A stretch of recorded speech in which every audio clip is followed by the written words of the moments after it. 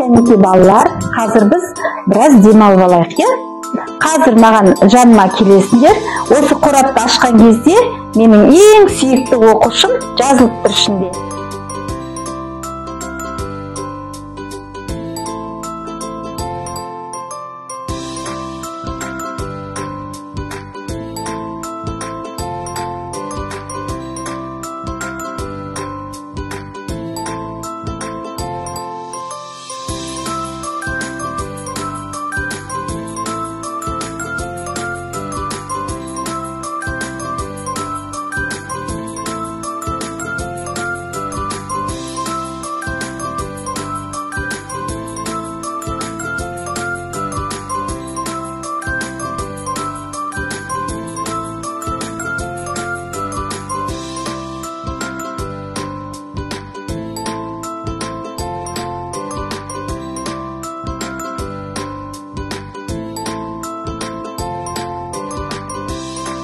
Балалар, менің сүйікті оқушым кім екен?